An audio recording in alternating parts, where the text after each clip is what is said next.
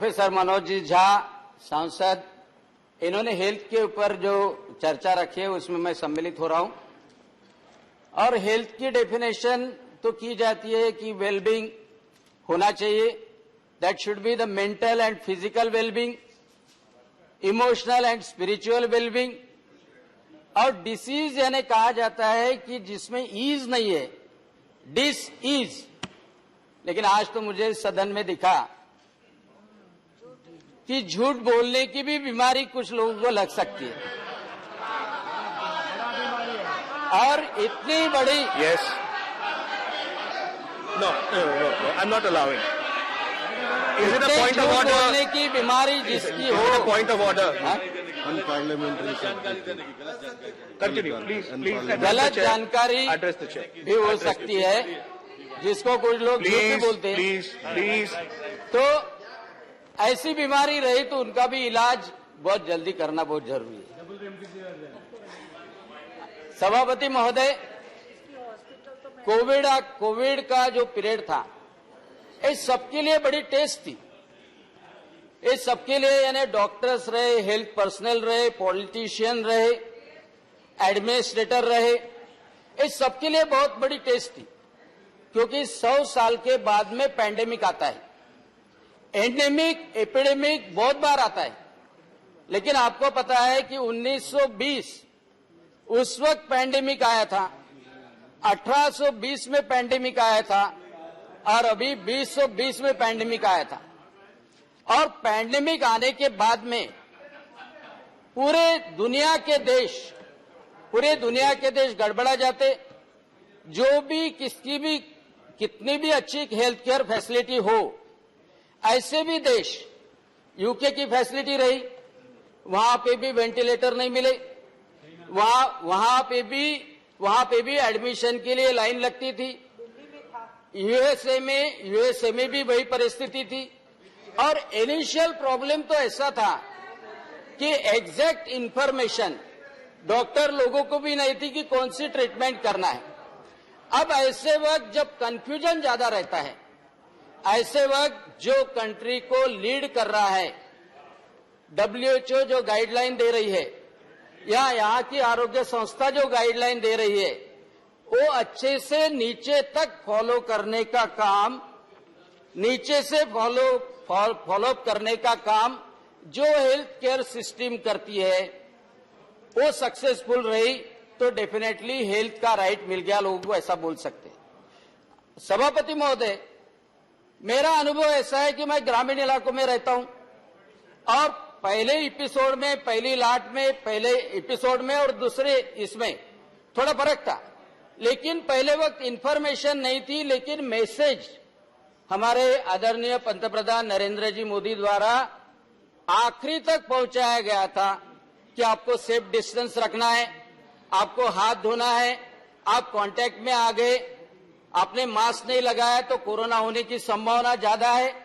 और ये जो मैसेज था, ये मैसेज आशा वर्कर रहे, आंगनवाड़ी सेविका रहे, या नीचे वाला हेल्थ पर्सनल रहे, वो घर घर जाके दे रहा था।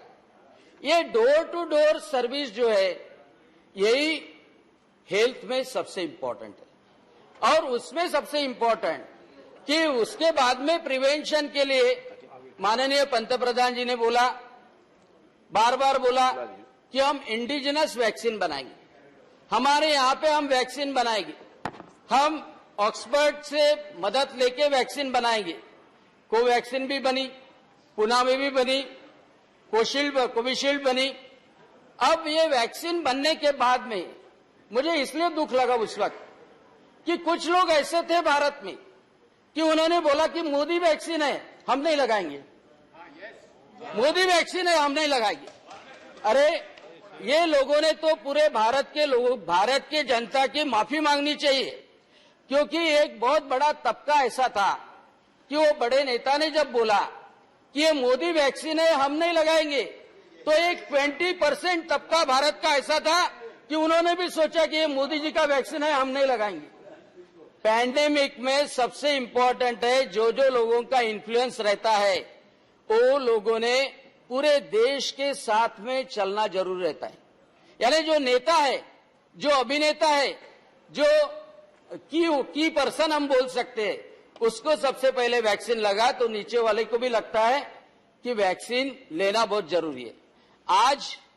आज हमें तो गर्व होना चाहिए, सबको, विरोधी रहे या तो ये संसद के कोई भी सदस्य रहे, कि ऑलमोस्ट सभी लोगों ने 60 साल के ऊपर के रहे, 18 साल के ऊपर के रहे, 2 वैक्सीन हो गई है और आज हम बूस्टर की तरफ बड़े ताकत से जा रहे हैं। अब बूस्टर के बारे में भी संभ्रम फैलाने की कोशिश की गई। अब ऐसे वक्त right to health, Manoj ji, जब आखिरी का आदमी वैक्सीन के बारे में जानता है, कोविड के बारे में जानता है, तब मैं समझता हूं कि हम एक्चुअली राइट टू हेल्थ ये बहुत नया कंसेप्ट नहीं है, क्योंकि हम प्रार्थना ही करते हैं, सर्वे सुखिनः सन्तु, सर्वे सन्तु निरामया, सर्वे सन्तु निरामया, सबको आरोग्य मिले, ये तो हमारी प्रार्थना ही है।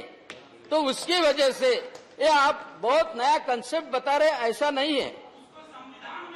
सही बात, लेकिन आपको बताता हूं, ये संविधान में हमारी जो मूलभूत अधिकार है, हमारे संतों ने भी बोला, हमारे संत गाडगे महाराज थे, उन्होंने बोला भुकेलेला अन्न द्या, ताण लेल्याला पाणी द्या, जो आजारी असेल त्याला औषध द्या, और वही मोदी जी कर रहे, क्या कर रहे जनऔषधि में?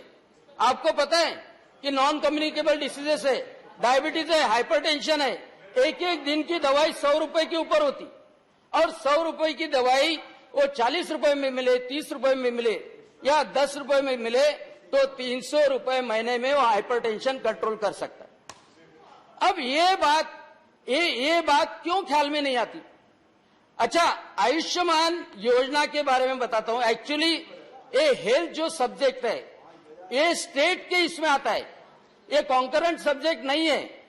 फिर भी केंद्र सरकार, यानी एक्चुअली तो राज्य सरकार ने वो योजना चलानी चाहिए। तमिलनाडु ने पहली बार शुरू की थी, महाराष्ट्र में भी शुरू की थी, राजीव गांधी जी के नाम से शुरू की थी, फिर महात्मा ज्योतिबा फुले नाम से देवेंद्र जी फडणवीस, इन्होंने बहुत अच्छी तरह से चलाई, और बाकी के स्टेट ने भी चलाई, लेकिन वो 1.5 लाख तक की थी। अब उसके बाद में 5 लाख तक की योजना समझो देना है, तो आयुष्मान योजना के माध्यम से कैंसर के पेशेंट भी अच्छी तरह से, कैंसर का पेशेंट रहे, कोरोनरी बाईपास रहे, ये सब पेशेंट अच्छी तरह से रियायत पा सकते। ये कब महसूस होगा? जब अपन वो पेशेंट के रिलेटिव जैसा उनके घर में जाएंगे, उसको किडनी ट्रांसप्लांट करना है, और किडनी ट्रांसप्लांट करने के बाद में एक एम्स में वो जाता है और आयुष्मान में वो बैठता है, उसका किडनी ट्रांसप्लांट होता है, उस वक्त वो कोई पॉलिटिक्स नहीं सोचता, वो पंतप्रधान नरेंद्र जी मोदी को धन्यवाद देता है। तो ये राइट टू हेल्थ के बजाय मैं तो ये बोलता हूं, मेरा कंक्लूड कीजिए, बस कंक्लूड करता हूं कि ये हेल्थ जो सब्जेक्ट है ये कॉन्करेंट लिस्ट में आना चाहिए। सभापति महोदय, कॉन्करेंट लिस्ट में आना चाहिए, और सिर्फ राइट टू हेल्थ नहीं, क्योंकि इसमें स्पिरिचुअल, मेंटल, इमोशनल हेल्थ भी इंक्लूडेड है। तो इसमें कॉम्प्रिहेंसिव पब्लिक हेल्थ लेजिस्लेशन एखादा बना सरकार की तरफ से, शासन की तरफ से, तो बहुत स्वागतार्ह रहेगा। कुछ नए गंभीर रोग भी नहीं, बीमा एक्चुअली, और दूसरी बात ऐसा है कि इसके फंडिंग के लिए भी, जैसे मोदी जी ने कोरोना के काल में किया, वैसा बहुत बड़े बड़े लोग हैं हेल्थ के लिए देना चाहते हैं, तो ऐसा एक कॉन्क्रीट डेजिग्नेटेड यानी ऑटोनोमस एजेंसी रहना चाहिए कि जो गरीबों को शासन के मार्फत से मदद करे। लेकिन आज अच्छी चर्चा आपने निकाली, इसके लिए मैं धन्यवाद देता हूं और मेरे शब्दों को विराम देता हूं। जय हिंद। माननीय श्री संजय सिंह। धन्यवाद डिप्टी चेयरमैन मैडम,